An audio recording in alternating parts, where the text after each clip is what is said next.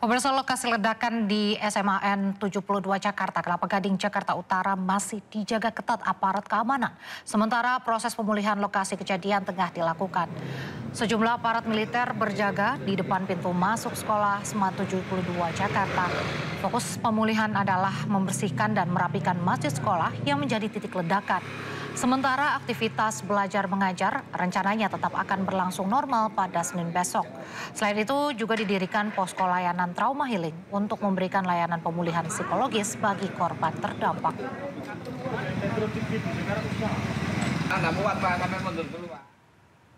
Pasca ledakan di SMAN 72 Jakarta, KPAI memastikan proses belajar mengajar akan berlangsung daring. Psikolog akan mendampingi siswa dalam proses belajar mengajar dengan fokus pemulihan psikologis.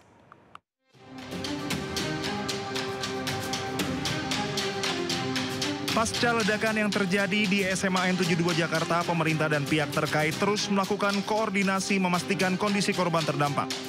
Pemerintah dan pihak terkait memberikan pendampingan psikologis kepada anak-anak korban terdampak baik yang masih menjalani perawatan medis, rawat jalan, maupun korban yang berada di sekitar lokasi kejadian. Sementara sterilisasi di lokasi kejadian tetap berlangsung hingga 3 hari ke depan sehingga aktivitas pembelajaran akan dilakukan secara daring dengan fokus pada pemulihan psikologis. Anak-anak yang masih dirawat, kemudian anak-anak yang sudah pulang ke rumah dan juga anak-anak yang ada di sekitar dan 780 anak lainnya. Semua harus mendapatkan pendampingan psikologis beserta guru. Guru juga harus mendapatkan pendampingan psikologis. 17 guru sudah. Nah, sisanya masih ada total 42 guru. Jadi sisanya juga harus mendapatkan pendampingan psikologis. Kemudian yang kedua untuk pembelajaran dipastikan bahwa besok pembelajarannya secara online. Biar anak-anak bisa menghilangkan trauma terlebih dahulu dan proses hukum di sini misalnya sterilisasi dan lain sebagainya tetap berlangsung sehingga anak-anak dalam kegiatan belajar mengajar juga nanti didampingi oleh psikolog. Selain siswa, pendampingan psikologis ini juga menyasar pada guru dan staf SMAN 72 Jakarta. Dari Jakarta, Hadisti Arifa, Rama Romadona, Anyus melaporkan. Kementerian Pekerjaan Umum memastikan akan kembali memberikan diskon tarif tol pada libur momen perayaan Natal dan Tahun Baru. Kementerian PU bahkan sudah membahas terkait besaran potongan tarif tol dengan Badan Usaha Jalan Tol atau BUJT. Menteri Pekerjaan Umum Dodi Hanggodo memastikan pemerintah akan kembali memberikan diskon tarif tol pada masa libur Natal dan Tahun Baru. Terkait besaran diskon tarif tol, pemerintah tengah berkoordinasi dengan Kemenko Bidang Perekonomian. Menurut Dodi, besaran tarif tol juga akan disesuaikan dengan jumlah kendaraan yang melintas serta tidak membebani keuangan Badan Usaha Jalan Tol. Saya pikir saya sudah mulai bicara dengan para pemilik Badan Usaha Jalan Tol dan mulai awal Oktober itu. Karena kan saya sampaikan juga dalam semua kesempatan bahwa kalau minta tarif tol itu yang tergerus adalah profit and loss-nya BUJT gitu loh. Mungkin antara besar kecil itu kan relatif ya. Mungkin ruas-ruas tol yang memang tidak terlalu gemuk maka akan merasa keberatan. Tapi biasanya kita setelah diskusi dan kalau untuk merah putih sih rata-rata mereka mau. Tapi diskusi sudah mulai dari bulan Oktober itu. Dodi menambahkan selain memastikan kelancaran arus saat Nataru, pihaknya juga melakukan mitigasi bencana pada libur akhir tahun dengan berkoordinasi dengan seluruh balai Kementerian PU di daerah. Terlebih akhir tahun nantinya bertepatan dengan musim hujan sehingga diperkirakan akan terjadi banjir dan longsor. Kementerian PU juga akan menyediakan call center untuk masyarakat apabila terjadi kondisi darurat bencana. Pihaknya telah menyiapkan 5.755 unit alat berat dan 382.044 unit bahan antisipasi banjir seperti geobag dan bronjong. Pemirsa, Menteri Keuangan Purbaia Yudi Sadewa berencana menyederhanakan mata uang rupiah atau redenominasi. Nantinya uang pecahan Rp1.000 akan diubah menjadi Rp1.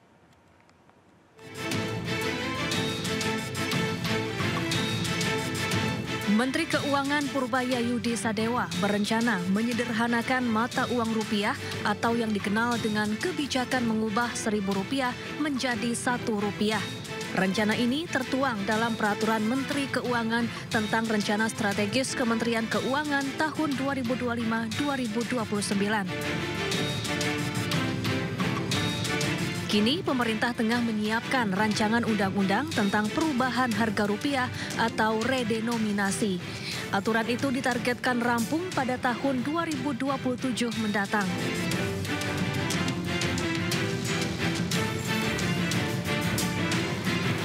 Redenominasi adalah pemangkasan atau penyederhanaan nilai mata uang tanpa memengaruhi nilai tukarnya yang dilakukan saat kondisi ekonomi sedang stabil atau sehat.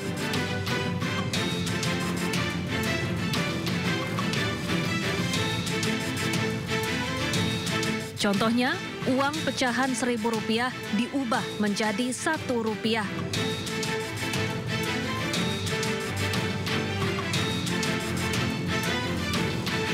Adapun tujuan redenominasi adalah untuk efisiensi perekonomian nasional, menjaga stabilitas nilai rupiah agar daya beli masyarakat terjaga, dan meningkatkan kredibilitas mata uang rupiah di mata dunia. Rencana redenominasi rupiah sebetulnya telah lama bergulir sejak 2013 lalu. Rencananya 3 angka 0 dalam mata uang rupiah akan dihilangkan. Tim Liputan iNews melaporkan. Rangkaian hari ulang tahun ke-80 Korps Marinir ditandai dengan kegiatan inaugurasi Pasmar 2 yang berlangsung di Kesatrian Marinir Sutedi Sedaputra, Surabaya, Jawa Timur. Dalam kegiatan ini, Pasmar 2 menanam 1.180 pohon dan serangkaian bakti sosial.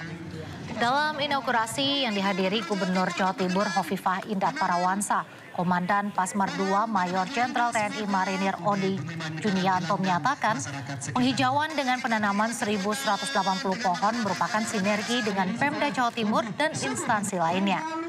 Selain penghijauan di salah satu area jantung kota Surabaya, juga digelar bakti sosial dengan memberikan santunan kepada 30 anak yatim piatu dan membagikan 500 paket sembako kepada masyarakat sekitar.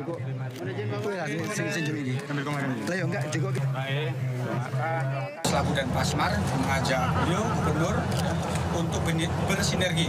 Nah, di sini adalah salah satu area yang menjadi penyangga jantungnya Surabaya, sehingga kita menghijaukan sini dan juga tadi bakti sosial kepada masyarakat sekitar biar ikatan batin untuk menuju kesejahteraan Surabaya dan Jawa Timur secara umum akan terus KPK menetapkan Bupati Ponorogo Sugiri Sancoko dan 3 orang lainnya sebagai tersangka dalam 3 klaster perkara korupsi.